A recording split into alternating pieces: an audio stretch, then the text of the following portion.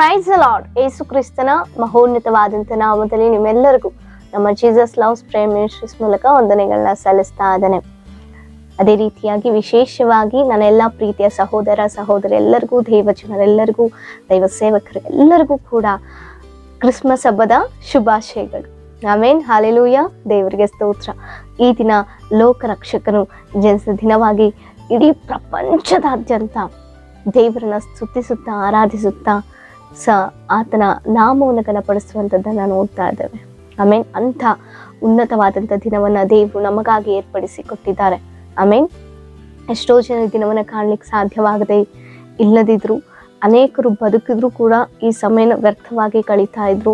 ಮರಣದ ಹಾಸಿಗೆಯಲ್ಲಿ ಅನೇಕರಿದ್ದಾಗಿಯೂ ಕೂಡ ದೇವರು ನಮ್ಮನ್ನು ಬಲಪಡಿಸಿದ್ದಾರೆ. ಈ ದಿನ ಆತನನ್ನ ಘನಪಡಿಸ್ಲಿಕ್ಕೆ ದೇವರು ಈ ದಿನವನ್ನು ಒದಗಿಸಿಕೊಟ್ಟಿರುವಾಗ ಈ ದಿನ ದೇವರು ನಮಗಾಗಿ ಏರ್ಪಡಿಸಿದಂಥ ವಾಕ್ಯವನ್ನು ನಾವು ಧ್ಯಾನಿಸೋಣ. ಲೂಕನು ಬರೆದ ಸುವಾರ್ತೆ 2ನೇ ಅಧ್ಯಾಯ 10ನೇ ವಚನ. ಹೆದರಬೇಡಿರಿ, ಕೇಳಿರಿ, ಜನರಿಗೆಲ್ಲ ಮಹಾ ಸಂತೋಷವನ್ನು ಉಂಟು ಮಾಡುವ ಶುಭ ಸಮಾಚಾರವನ್ನು ನಿಮಗೆ ತಿಳಿಸುತ್ತೇನೆ. ಅದೇನೆಂದರೆ, ಈ ಹೊತ್ತು ನಿಮಗೋಸ್ಕರ ದಾವೀದನೂರಿನಲ್ಲಿ ಒಬ್ಬ ರಕ್ಷಕನು ಹುಟ್ಟಿದ್ದಾನೆ. ಆಮೇನ್, ಹಾಲೆಲೂಯ. ಈ ದಿನ ನಮಗೋಸ್ಕರ ಲೋಕ ರಕ್ಷಕನು ನಮಗಾಗಿ ಜನಿಸಿರುತ್ತಾನೆ. ಆಮೇನ್. ಸೊ ನಾವೆಷ್ಟೋ ಧನ್ಯರಾಗಿದ್ದೇವೆ. ಕ್ರಿಸ್ತ ಯೇಸುವನ್ನ ಹೊಂದಿಕೊಂಡಂತ ನಾವು ಇಡೀ ಲೋಕದಲ್ಲಿ ಎಷ್ಟೋ ಧನವಂತರಿರ್ಬೋದು, ಘನವಂತರಿರ್ಬೋದು, ಶ್ರೇಷ್ಠರಿರ್ಬೋದು, ಪ್ರಖ್ಯಾತಿಯನ್ನು ಹೊಂದಿದಂಥವ್ರು ಇರ್ಬೋದು, ಹಣ ಸಂಪಾದನೆ ಮಾಡಿದಂಥವ್ರು ಇರ್ಬೋದು, ಟ್ಯಾಲೆಂಟ್ ಪರ್ಸನ್ ಇರ್ಬೋದು. ಆದರೆ ಅವರೆಲ್ಲರಿಗಿಂತಲೂ ಕೂಡ ಕ್ರಿಸ್ತನನ್ನ ನಂಬಿ ಕ್ರಿಸ್ತನಲ್ಲಿ ಜೀವಿಸ್ತಾ ಇರುವಂಥ ಎಷ್ಟೋ ಜನರಾಗಂತ ನಾವು ಧನ್ಯರಾಗಿದ್ದೇವೆ. ಆಮೇನ್. ಹೀಗಾಗಿ ಸ್ತೋತ್ರ. ಯಾಕೆ ದೇವರು ಈ ಲೋಕದಲ್ಲಿ ಬದುಕಬೇಕಾಯ್ತು, ಈ ಲೋಕದಲ್ಲಿ ಜೀವಿಸ್ಬೇಕಾಯ್ತು, ಈ ಲೋಕಕ್ಕೆ ಬರಬೇಕಾಯ್ತು ಗೊತ್ತಾ? ಕ್ರಿಸ್ಮಸ್ನ ಯಾಕೆ ನಾವು ಆಚರಣೆ ಮಾಡ್ತೀವಿ, ಯಾಕೆ ನಾವು ಹಬ್ಬದ ರೀತಿಯಲ್ಲಿ, ಸಂಭ್ರಮದ ರೀತಿಯಲ್ಲಿ ನಾವು ಸಂತೋಷವಾಗಿ ನಾವು ಆಚರಿಸ್ತೇವೆ, ನಾವು ಈ ದಿವಸವನ್ನು ಮಾಡ್ತೇವೆ, ಕ್ರಿಸ್ಮಸ್ ಹಬ್ಬವನ್ನು ಮಾಡ್ತೇವೆ. ಅನೇಕರಿಗೆ ಕ್ರಿಸ್ಮಸ್ ಹಬ್ಬ ಏನೆಂಬುದಾಗೆ ಅರಿಯದೆ ಕ್ರಿಸ್ಮಸ್ ಹಬ್ಬವನ್ನು ಮಾಡ್ತಾರೆ. ಅನೇಕರ ಒಂದು ಆಲೋಚನೆಯಲ್ಲಿ ಕ್ರಿಸ್ಮಸ್ ಹಬ್ಬ ಅಂದರೆ ಹೊಸ ಬಟ್ಟೆಗಳನ್ನು ಧರಿಸುವಂಥದ್ದು. ಸೊ ಅನೇಕರನ್ನು ಕರೆದು ಭೋಜನವನ್ನು ಮಾಡುವಂಥದ್ದಾಗಿರ್ಬೋದು, ಅಥವಾ ತಿಂಡಿ ತಿನಿಸುಗಳನ್ನು ಮಾಡುವಂಥದ್ದಾಗಿರ್ಬೋದು, ಮನೆ ಕ್ಲೀನ್ ಮಾಡ್ಕೊಳ್ಳುವಂಥದ್ದು, ಇದೇ ಕ್ರಿಸ್ಮಸ್ ಎಂಬುದಾಗಿ ನೆನೆಸ್ತಾ ಇದ್ದಾರೆ. ಆದರೆ ಕ್ರಿಸ್ಮಸ್ ಅಂದರೆ ಅದಲ್ಲ. ನನಗಾಗಿ, ನಮ್ಮೆಲ್ಲರಿಗೋಸ್ಕರವಾಗಿ, ನಿಮಗಾಗಿ, ನಮ್ಮೆಲ್ಲರಿಗಾಗಿ ದೇವರು ತಾನೇ ನಮ್ಮ ಪಾಪ ಶಾಪಗಳನ್ನು ಆತನು ಹೊತ್ತುಕೊಂಡು ನಮ್ಮನ್ನು ಪರಿಶುದ್ಧರನ್ನಾಗಿ, ನಮ್ಮನ್ನು ಬದುಕಿಸ್ಲಿಕ್ಕೆ, ನಮ್ಮನ್ನು ಮರಣದಿಂದ ತಪ್ಪಿಸ್ಲಿಕ್ಕಾಗಿದೆ ಈ ಲೋಕಕ್ಕೆ ಆತನು, ನನ್ನ ಪರಲೋಕದ ತಂದೆಯು ತನ್ನ ಮಹಿಮೆಯನ್ನು ಬಿಟ್ಟು ಈ ಲೋಕಕ್ಕೆ ಶರೀರಧಾರಿಯಾಗಿ ಬರಬೇಕಾಯಿತು.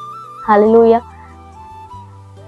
ಆತನು ಬರದೇ ಹೋಗಿದ್ರೆ ನಮ್ಮ ಪರಿಸ್ಥಿತಿ ಮರಣಕ್ಕೆ ಗುರಿ ಆಗ್ತಾ ಇದೆ. ನಾವು ಹೊಂದಬೇಕಾದಂಥ ಶಿಕ್ಷೆ, ನಾವು ಹೊಂದಿಕೊಳ್ಬೇಕಾದಂಥ ಅವಮಾನ, ಅದೆಲ್ಲವನ್ನ ಹೊತ್ತುಕೊಳ್ಳಲಿಕ್ಕೆ ನನ್ನ ಕ್ರಿಸ್ತನು ಈ ಲೋಕಕ್ಕೆ ಬರಬೇಕಾಯ್ತು. ಶರೀರಧಾರಿಯಾಗಿ ಈ ಲೋಕಕ್ಕೆ ನನ್ನ ಜೀವವುಳ್ಳ ದೇವರು ಬರಬೇಕಾಯ್ತು. ಕೇವಲ ನಿನಗೋಸ್ಕರ ಮಾತ್ರವೇ. ಅನೇಕರು ನಿನ್ನನ್ನು ತೊರೆದಿರ್ಬೋದು, ಅನೇಕರ ಪ್ರೀತಿಗೆ ನೀನು ದೂರ ಆಗಿರ್ಬೋದು, ಅನೇಕ ಶಾಪ ಪಾಪಗಳ ಬಂಧಕಗಳಲ್ಲಿ ನೀನು ಸಿಕ್ಕಿ ಹಾಕಿಕೊಂಡಿರ್ಬೋದು. ಆದರೆ ಈ ದಿನ ಶುಭ ಸಮಾಚಾರ ಏನು ಗೊತ್ತಾ? ಆ ಒಂದು ಭಯಂಕರವಾದಂಥ ಬಂಧಕಗಳಲ್ಲಿ ಭಯ ಭೀತಿಯಿಂದ ನೀನು ಇರ್ಬೋದು. ಆದರೆ ಈ ದಿನ ದೇವರು ನಮಗೆ ಹೇಳ್ತಾ ಇದ್ದಾರೆ, ಹೆದರಬೇಡ್ರಿ, ನಿಮಗೊಂದು ಶುಭ ಸಮಾಚಾರ. ಆ ಶುಭ ಸಮಾಚಾರ ಏನು ಗೊತ್ತಾ? ನಮಗಾಗಿ ಲೋಕ ರಕ್ಷಕರು ಹುಟ್ಟಿದ್ದಾರೆ. ಹಲ್ಲೆಲೂಯಾ, ದೇವರಿಗೆ ಸ್ತೋತ್ರ.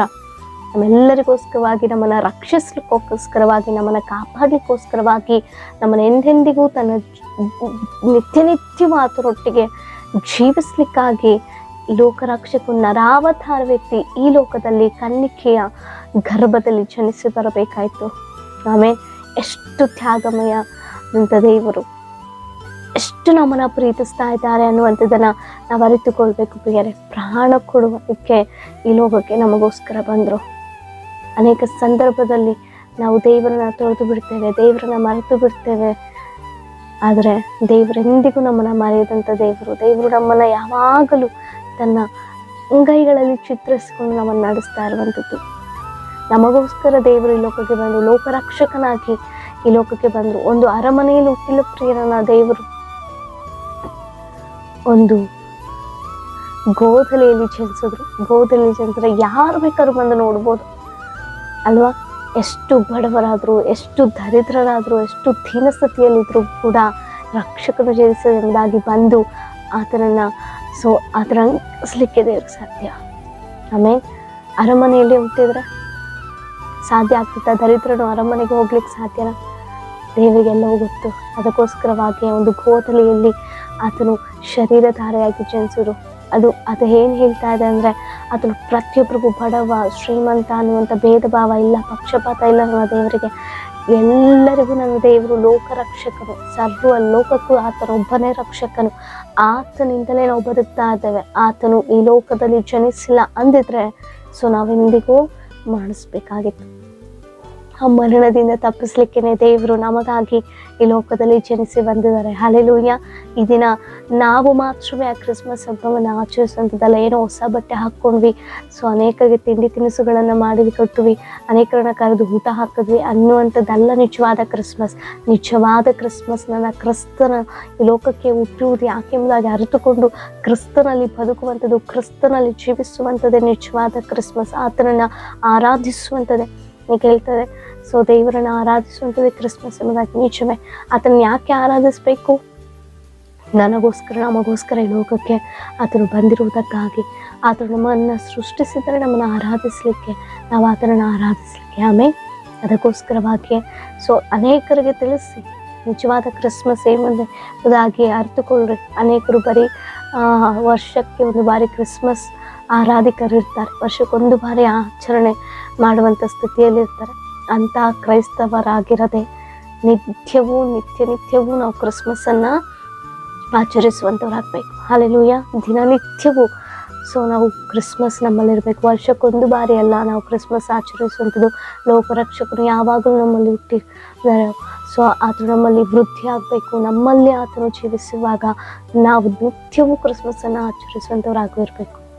ಯಾವುದಕ್ಕೆ ಹೆದರದಂತೆ ಸಂತೋಷವುಳ್ಳವರಾಗಿ, ಅನೇಕರಿಗೆ ಸಹಾಯಸ್ತವನ್ನು ಚಾಚುವಂಥವರಾಗಿ, ದೇವರ ಗುಣಗಾನಗಳನ್ನು ನಾವು ಹೊಂದಿಕೊಂಡು ಆತನ ಒಂದು ಗುಣಗಳನ್ನು ನಾವು ನಮ್ಮ ನಡತೆಯಲ್ಲಿ ತೋರಿಸ್ತಾ, ಅದಕ್ಕೆ ಪ್ರಯತ್ನವನ್ನು ಪಡ್ತಾ ನಿಜವಾದ ಕ್ರಿಸ್ಮಸ್ಸನ್ನು ಆಚರಿಸ್ಲಿಕ್ಕೂ, ನಿಜವಾದ ಕ್ರಿಸ್ಮಸ್ಸನ್ನು ಇತರರಿಗೆ ತಿಳಿಸ್ಲಿಕ್ಕೂ ದೇವರು ನಮ್ಮನ್ನು ಬಲಪಡಿಸಲಿ. ನಿಮ್ಮ ಏನೇ ವಿಜ್ಞಾಪನೆಗಳಿದ್ರು ನಮಗೆ ಕಮೆಂಟ್ಗಳ ಮೂಲಕ ತಿಳಿಸಿಕೊಡಿ. ನಿಮಗಾಗಿ ನಾವು ಪ್ರಾರ್ಥಿಸೋರಾಗಿದ್ದೇವೆ. ಪ್ರಾರ್ಥನೆ ಮಾಡಿಕೊಳ್ಳೋಣ.